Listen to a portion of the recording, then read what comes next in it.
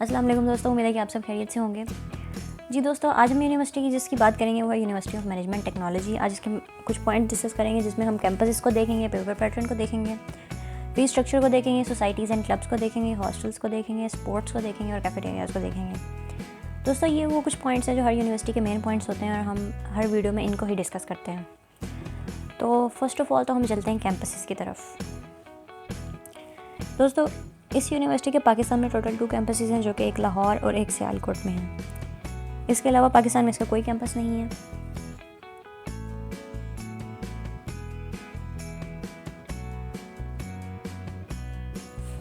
Second, हम चलते हैं अपने पेपर पैटर्न की तरफ, जो कि हम बाकी वीडियोस में भी डिस्कस करते आए हैं कि हर यूनिवर्सिटी का पेपर पैटर्न क्या होता है, किन किन टेस्ट के थ्रू आप यूनिवर्सिटी में एडमिशन ले सकते हैं।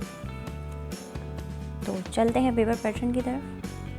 पेपर पैटर्न में भी हमारे पास 3 आगे पॉइंट्स होते हैं, जिसमें हम मेरिट कैलकुलेटर देखते हैं, मेरिट लिस्ट देखते हैं और टेस्ट देखते हैं, जिनके थ्रू आप यूनिवर्सिटी में एडमिशन ले सकते हैं। फर्स्ट मेरिट कैलकुलेटर होता है। मेरिट कैलकुलेटर का लिंक आपको हमने डिस्क्रिप्शन में भी दिया हुआ होता है। आप वहाँ से जाकर उसको एक्सेस भी कर सकते हैं और जाकर अपना एग्रीगेट भी कैलकुलेट कर सकते हैं। मेरिट कैलकुलेटर में इस यूनिवर्सिटी का मेरिट कैलकुलेटर आपको गिवन होगा, आप उसको एक्सेस कर सकते हैं लिंक के थ्रू। उसमें आप जाके अपनी वैल्यूज़ पुट करेंगे तो आपको जो क्राइटेरिया यहाँ पर शो हो रहा है उसके अकॉर्डिंग उसको एग्रीगेट कैलकुलेट करके आपको दे देगा।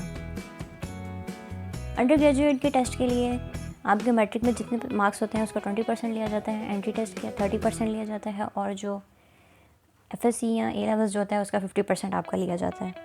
देन इंटरव्यू अगर वहाँ पर रिक्वायर हो तो वहाँ पर इंटरव्यू लिया जाता है, अदरवाइज़ अंडर ग्रेजुएट में यूजुअली इंटरव्यू रिक्वायर नहीं होता। Then for graduate and PhD programmes के लिए आपके पास अंडर ग्रेजुएट के मार्क्स कंसीडर किए जाते हैं।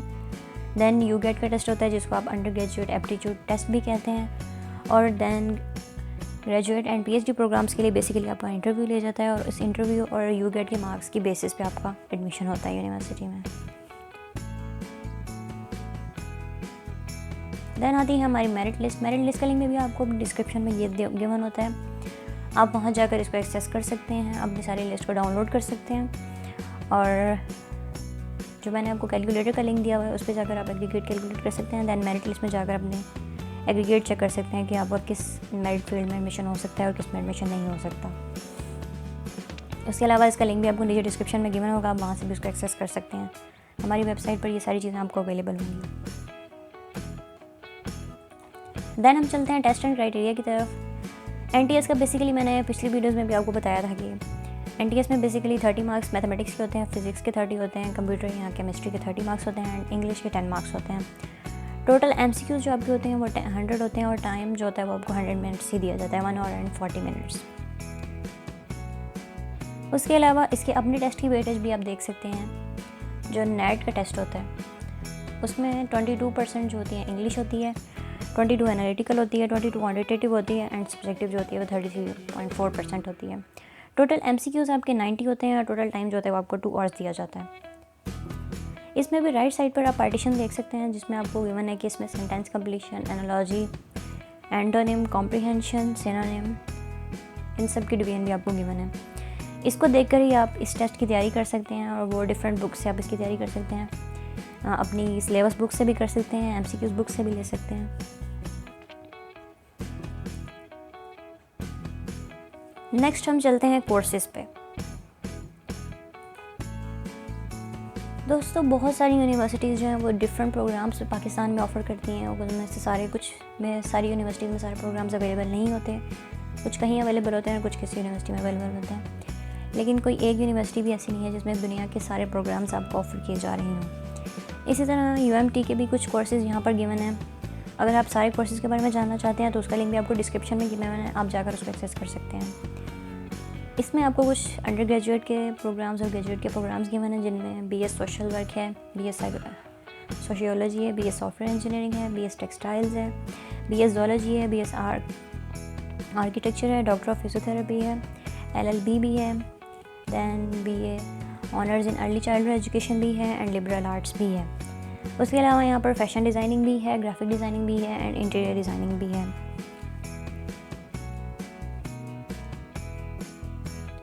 जी, इसके अलावा भी अगर आप जानना चाहते हैं ऑल कोर्सेज़ के बारे में तो आप लिंक में जा सकते हैं, ताकि आप पूरी यूनिवर्सिटी कोर्सेज़ को देख सकें और अपनी रिक्वायर्ड कोर्स के लिए अप्लाई कर सकें। देन हम चलते हैं फ़ीस स्ट्रक्चर की तरफ। फ़ीस स्ट्रक्चर में दोस्तों आपको पता होगा कि पूरे पाकिस्तान की सारी यूनिवर्सिटीज़ के डिफरेंट फ़ीस स्ट्रक्चर्स हैं। उनमें डिफरेंट डिवीजन्स होती हैं कि कौन सी फ़ी किसके लिए है। ट्यूशन फ़ीस सबकी डिफरेंट होती है। उसके अलावा यूनिवर्सिटी के अलग चार्जेस होते हैं। एडमिशन एंड लाइब्रेरी फ़ी जो है वो 25,000 होती है और नॉन रिफंडेबल और ट्रांसफरेबल होती है। उसके अलावा जो यूनिवर्सिटी में आपसे सिक्योरिटी दी जाती है वो आपको रिफ़ंड कर दी जाती है आपकी डिग्री प्रोग्राम ख़त्म होने पर। यहाँ पर राइट साइड से क्राइटेरिया आप देख सकते हैं कि इसका 1,06,000 से स्टार्ट हो रहा है और डिफरेंट डिग्री प्रोग्राम्स की डिफरेंट फ़ी है। BS सिविल इंजीनियर की 1,06,000 है। दैन इलेक्ट्रिकल इंजीनियर की 93,000 है। इंडस्ट्रियल इंजीनियर की 74 है। उसके अलावा नीचे अगर आप देखें तो MS सिविल इंजीनियरिंग की 56 है। PhD इलेक्ट्रिकल इंजीनियरिंग की 58,000 है। एंड BS का प्रोग्राम ऐसा है जिसकी सबसे ज़्यादा फ़ी मोस्टली होती है एंड यहाँ पर भी कुछ ऐसा ही है। देन BS आर्टिफिशियल इंटेलिजेंस में आप देख सकते हैं, कंप्यूटर साइंस में आप देख सकते हैं, डेटा साइंस में आप देख सकते हैं, इनकी 1 लाख तक है। एंड देन MS में कुछ प्रोग्राम्स हैं जिसमें कंप्यूटर साइंस भी है, कंप्यूटिंग एंड डेटा साइंस भी है, MS information security, MS information technology and MS software engineering भी है।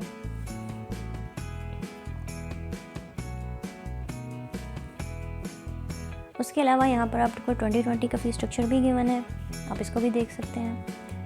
इसमें आप देख रहे होंगे कि B.Ed का गिवन है यहाँ पर, उसके साथ उसका ईयर भी मेंशन है कि उसका कितना टाइम कंप्लीशन को होता है डिग्री के लिए।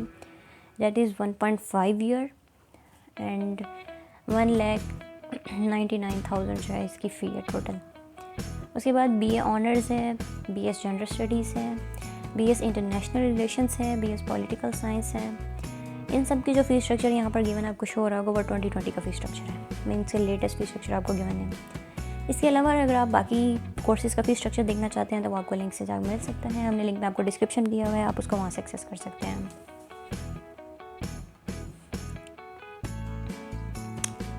जी दोस्तों, अब हम चलते हैं हॉस्टल्स की तरफ।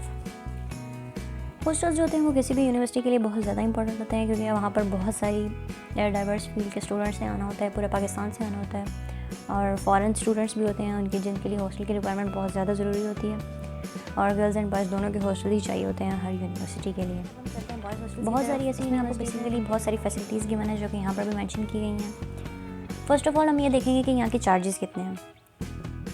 फर्स्ट जो एडमिशन फ़ी आपसे ली जाती है वो 10,000। देन सिक्योरिटी जो होती है वो हर हॉस्टल की होती है and that is refundable, that is 5,000। And then generator charges होते हैं जो कि 5,000 होते हैं। उसके अलावा आप ये जानते होंगे कि हॉस्टल में अकोमोडेशन किस टाइप की होती हैं। बाई सीटर भी होता है, ट्राई सीटर भी होता है, देन क्यूबिकल भी होता है, उसके अलग अलग चार्जेस भी होते हैं। यहाँ पर शेयरिंग रूम की फैसिलिटीज़ जो है वो 6 मंथ्स तक होती हैं और 59,000 वहाँ की फ़ी होती है। क्यूबिकल में आपको 6 मंथ्स की होती है लेकिन 1 लाख वहाँ की फ़ी होती है। उसके अलावा आप इलेक्ट्रिकल अप्लायंसेस भी यूज़ कर सकते हैं जिसके आपको ड्यूज़ पे करने होते हैं। एयर कंडीशनर वहाँ पर अवेलेबल होता है लेकिन उसकी भी आपको इलेक्ट्रिसिटी खुद पे करनी होती है। एयर कूलर भी होता है एंड फूड भी होती है जिसको आप मेस कहते हैं बेसिकली, उसका 6,000 होता है मंथली फॉर 3 मील्स। देन कुछ फैसिलिटीज़ यहाँ पर जो गिवन है वो है bed with mattress, student table, chair, cupboard. उसके अलावा हॉस्टल की सिक्योरिटी भी होती है जिसमें आपका कैमरा इंक्लूडेड होता है, हर फ्लोर पर कैमरा होता है, CCTV मॉनिटरिंग होती है, इंटरनेट होता है, 24 आवर्स एम्बुलेंस की फैसिलिटी भी होती है, ट्रांसपोर्टेशन भी होती है जो कि फ्री होती है। उसके अलावा क्लीनिनेस आपके पूरे हॉस्टल में की जाती है जो कि हर फ्लोर पर भी अवेलेबल होती है, हर रूम के लिए भी अवेलेबल होती है। फर्स्ट एड हर टाइम अवेलेबल होती है, कैफेटेरियाज अवेलेबल होते हैं, कार पार्किंग अवेलेबल होती है, मस्जिद अवेलेबल होती है, लॉन्ड्री अवेलेबल होती है, गीज़र्स अवेलेबल होते हैं, इलेक्ट्रिशियन, प्लम्बर, कारपेंटर, इन सब की फैसिलिटीज़ हॉस्टल में अवेलेबल होती हैं। उसके अलावा कुछ ऐसी जो है न्यूज़पेपर्स, मैगजीन्स जिन लोगों को शौक़ होता है उन लोगों के लिए भी अवेलेबल होती हैं। Badminton courts, basketball and volleyball, ये कोर्ट्स भी हॉस्टल के अंदर अवेलेबल होते हैं। ये कुछ चीज़ें हैं जो कि बाहर आपको यूनिवर्सिटी में भी मिल जाएंगी लेकिन ये बेसिकली हॉस्टल में भी अवेलेबल होती हैं। उसके अलावा कुछ ऐसे ही हैं जो हॉस्टल के करीब आपको मिल सकती हैं जिसमें आप मार्केट भी जा सकते हैं, मैकडॉनल्ड्स भी जा सकते हैं, बेकरी भी जा सकते हैं। डेवर टर्मिनल भी आपकी हॉस्टल के करीब ही होता है, वहाँ से इजीली ट्रैवल कर सकते हैं एंड एम्पोरियम मॉल भी आपको यहाँ पर अवेलेबल होता है। अब हम चलते हैं गर्ल्स हॉस्टल की तरफ। गर्ल्स हॉस्टल में भी वही सारी फैसिलिटीज़ हैं जो कि बॉयज़ हॉस्टल में सारी फैसिलिटीज़ गिवन होती हैं। उसके अलावा इनके चार्जेस भी सेम होते हैं जो कि बॉयज़ हॉस्टल के होते हैं। एंड कुछ जो गर्ल्स हॉस्टल के करीब जो हैं वो लैंडमार्क्स आपको जिनमें आप देख सकते हैं, जिसमें वापडा टाउन होता है, इंपीरियल मॉल होता है, एक्सपो सेंटर होता है, अल्फतेह होता है और मैकडोनल्ड्स और गोरमे फैक्ट्री होती है। आप इनको विज़िट कर सकते हैं जब चाहें, लेकिन कर्फ्यू टाइमिंग के अंदर है।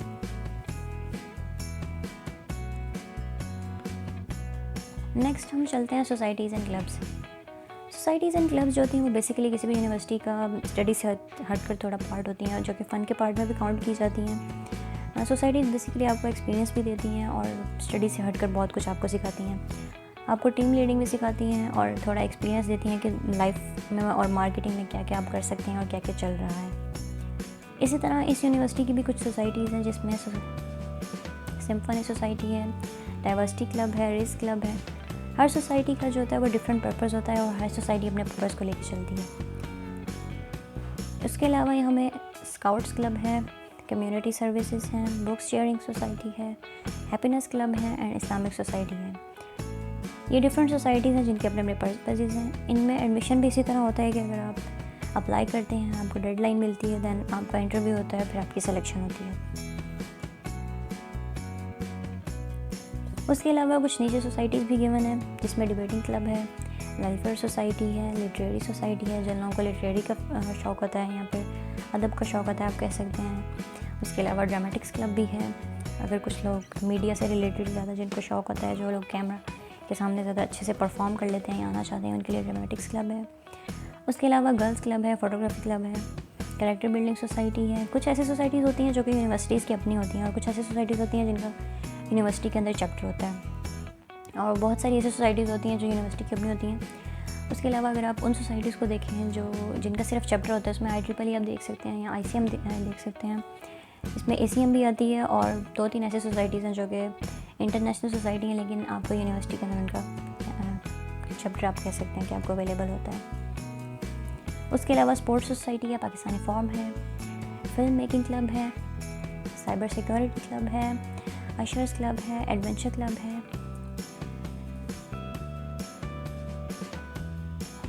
अब हम चलते हैं हमारे कैफ़ेज़ की तरफ। दोस्तों, हर यूनिवर्सिटी में कैफ़ेज़ जो हैं वो बहुत इंपॉर्टेंट पार्ट प्ले करते हैं, क्योंकि आपको फैकल्टी के लिए भी, स्टूडेंट्स के लिए भी ऑब्वियसली कैफ़ेटेरिया तो आपको चाहिए होता है। पूरी यूनिवर्सिटी में डिफरेंट जगहों पर डिफरेंट कैफ़ेज़ बने हुए होते हैं, डिफरेंट नेम्स के साथ। इसमें भी बहुत सारे ऐसे कैफ़ेज़ हैं जिनकी यहाँ पर कुछ पिक्चर्स अभी हमने डिस्प्ले की हैं, कुछ यहाँ पर आप लिंक में भी जाके चेक कर सकते हैं। देन आता है स्पोर्ट्स। किसी भी यूनिवर्सिटी में पढ़ने के साथ साथ स्पोर्ट्स जो है वो एक बहुत इम्पोर्टेंट चीज़ होती है, जो कि आपको फ्रेश भी रखती है और आपको एक्स्ट्रा करिकुलर एक्टिविटीज़ में जाने के लिए हेल्प भी करती है। दोस्तों, यहाँ पर भी कुछ मैंने ऐसे पॉइंट्स मेंशन किए हुए हैं जो कि यूनिवर्सिटी से रिलेटेड हैं, और इनमें कुछ क्लब्स भी ऐसे हैं जो कि स्पोर्ट्स को बहुत ज़्यादा प्रेफर करते हैं।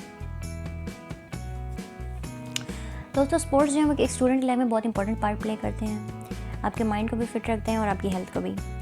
जिस तरह बाकी यूनिवर्सिटीज़ में स्पोर्ट्स की फैसिलिटीज़ अवेलेबल होती हैं, इस तरह यूएमटी में बहुत सारी स्पोर्ट्स की फैसिलिटीज़ अवेलेबल हैं। इसमें आप देख सकते हैं कि 16 क्लब्स हैं जो कि मैन और वुमेन दोनों के लिए अवेलेबल हैं, जिसमें क्रिकेट क्लब है, फुटबॉल क्लब है, रग्बी क्लब है, क्लैश क्लब है, बैडमिंटन क्लब है, टेबल टेनिस क्लब है, एथलेटिक्स क्लब है, मार्शल क्लब है, वॉलीबॉल क्लब है, बेसबॉल क्लब है, हॉकी क्लब है, टेनिस क्लब है, बास्केटबॉल क्लब है and health and wellness club है। इसके अलावा भी बहुत सारी ऐसी फैसिलिटीज़ हैं यूनिवर्सिटी में अवेलेबल हैं, और आप उनको लिंक में जाके नीचे एक्सेस कर सकते हैं। जी दोस्तों, ये थी आज की हमारी छोटी सी वीडियो। उम्मीद है कि आपको पसंद आई होगी। मिलते हैं नेक्स्ट वीडियो में, तब तक अल्लाह हाफिज़।